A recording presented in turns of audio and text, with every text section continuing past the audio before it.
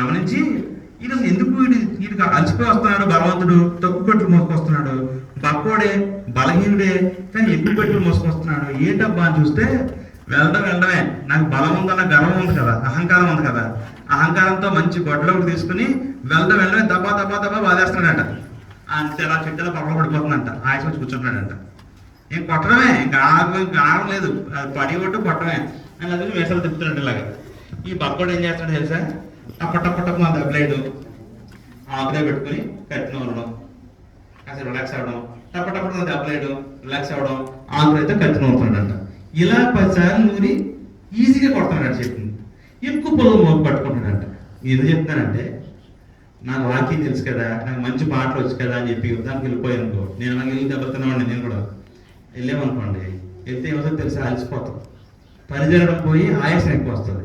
అదే దేవుడితో కాంటాక్ట్లో ఉండి ప్రతిరోజు ఆయన దగ్గర మన కత్తిని వాడాలి తుప్పడతాయి కదా, రేపు ఆరాధిసుకుని వాక్యంతో మన హృదయాన్ని ఆరాధిస్తున్నాం అనుకోండి, అనేక ఆలోచనలు వచ్చేస్తాయి, అనేక థాట్స్ వచ్చేస్తాయి. దేవుడు నడిపించడానికి దేవుడే నీకు ఒక మంచి ఛాన్స్ ఇచ్చేస్తాడు.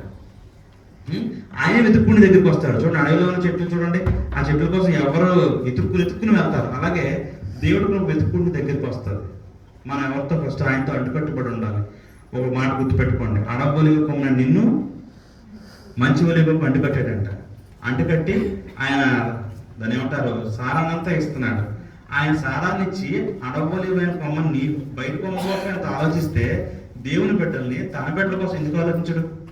ఖచ్చితంగా ఆలోచించాడు. ఇంత టైం వచ్చి ఇప్పుడు తను హైదరాబాద్ వచ్చాడు, ఒక సెంటిమెంటల్ అనుకో, ఖచ్చితంగా చర్చిలో ఉండాలి, ప్రతి ఇయర్ వస్తాడు.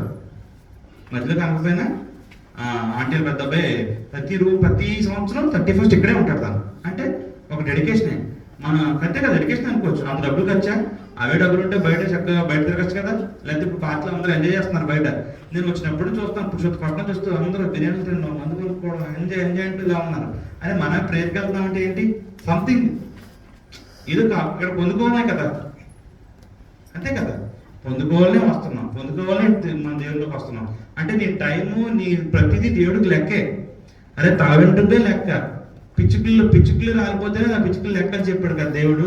ఆ పిచ్చుకలు తల వెంట్రుకలు రాలిపోతుంటే లెక్క అని చెప్పాడు. తల వెంట్రుకలు అంటే పోతే ఇన్ని తల వెంట్రుకలు వెతికితే మీరు వెళ్ళిపోయిన అంతా వ్యాక్యూమ్ చేస్తే ఇన్ని ఇంటికి వస్తాయి, ఎక్కడంత వస్తాయి కూడా తెలియదు.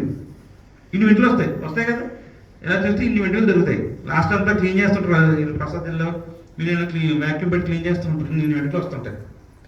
ఆ వెంట్రుకలే తీసిన పంట పడేస్తా అంటించేస్తారు. ఆ వెంట్రుకలే లెక్క అన్నప్పుడు నువ్వు అంతకన్నా విలువ కదా, దేవుడు లెక్క కదా, ఖచ్చితంగా లెక్కే. మనం ఆయన స్థానం అవ్వడానికి ఆయన తలుపు దగ్గర తలుపు కొడుతున్నాడు. తలుపు కొడుతున్న చాలా బిజీగా సార్ లేదని చెప్తావు, ఏదో ఒక బిజీలో ఉంటావు. నువ్వు వెతుక్కునే దానికన్నా దేవుడు పెద్ద గిఫ్ట్ ఇవ్వడానికి రెడీగా ఉన్నాడు. నువ్వు ఇవ్వడం పని ఏంటంటే ఒక్కసారి ఛాన్స్ ఆయనకి ఇవ్వడమే. చూడండి, సంవత్సరం